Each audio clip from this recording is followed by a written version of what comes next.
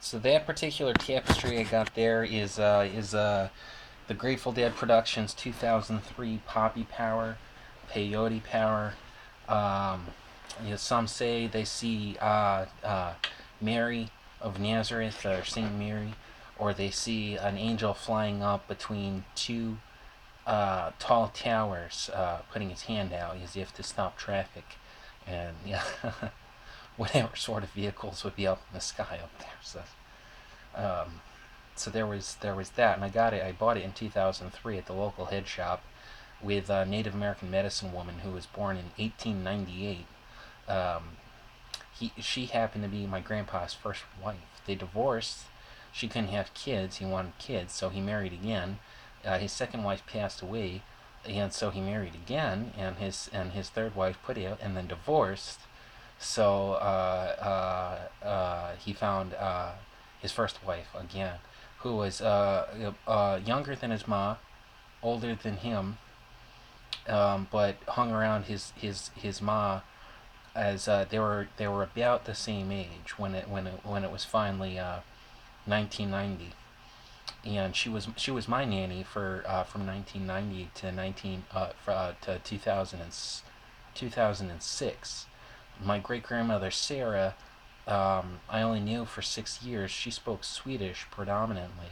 She would speak English as well and Swinglish, um, but she wasn't as articulate with English as Grandpa, who would speak mostly Swinglish and then speak English. She would speak mostly Swedish and then speak Swinglish and then speak English.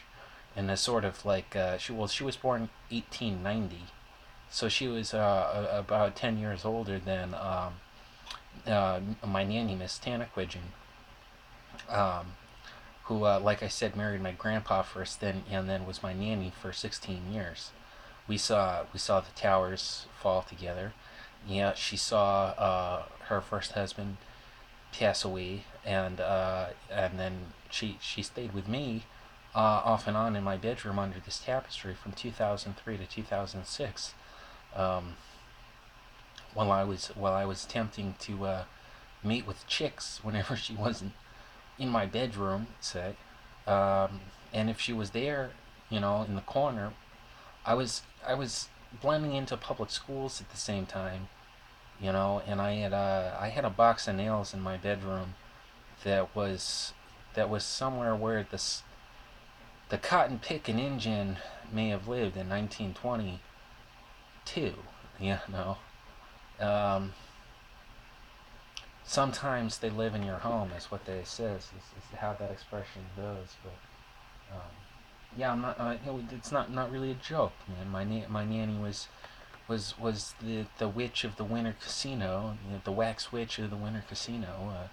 That cotton picking in there. Well, there was a cotton farm in New London in 1911, at least, and I'm not sure when it got burnt down. But eventually that happened, and I think the field was over on Willits, and it's still a field today. The field grew ergot. It grew hay and brown roses, and they'd harvest the fungus for vaginal smear, so that way that women would have an easier time during labor. So it was an ergot farm, so to speak. That was when it was Native American territory. Yeah, they were growing hay and brown roses, and so they're growing something similar there today. But in between today and when it was first discovered, there was the opium, which they'd mix with glycerin and make magical eye drops. Dr. Beck with magic eye drops. So they grew opium there, but they grew cotton there as well, and they grew hemp there. At some point, it was a baseball park. I think in the 1970s, finally, it was a baseball park, or some sort of haunted baseball field or something. And owned by Connecticut Light and Power during the 90s, and they sold out to some big corporation that does more than just power lines and PBS commercials. Um, so the band would visit Merrick between 1987 and 1995 with Jerry Garcia and spy at the carpeted halls being overwhelmed with 900,000 tons of steel. That would be a place that would be sort of Brent's last hotspot on the East Coast. Brent Midland's last, like the highlight of his life was like April 1990. Visiting this new baby that's fresh from Illinois after the Nassau show, and holding me in his arms, saying, and meeting my nanny Tanaquidgeon, and the fam, great grandmother Sarah, people born in the 1800s, and their magic, so he explored the trucks, and he explored the old house, and listened to the stories as if he didn't exist because he was much too young um, for the talk of the elders. But he could be around and eavesdrop. Not that he should have, but and another thing, and I think he passed away that October. I think Jerry was born, not passed away.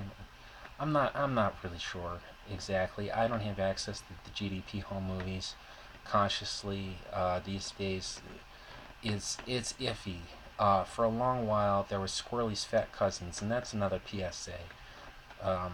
Mohammed something was running General Dynamics with 1,000 incumbent employees imported from the Middle East to help make a Cold War, as well as the same situation with Electric Boat in the United States Navy and Thames River. And then there was the ones that were already here that were just trying to lend a hand to help proclaim the states as new Mecca, because it's written in the Quran and Muhammad told them to, by any means necessary. And that part that was in show one, season one. It was a big hook, and it wasn't a joke, and it wasn't fantasy, and it wasn't my life. It's something that I had to endure.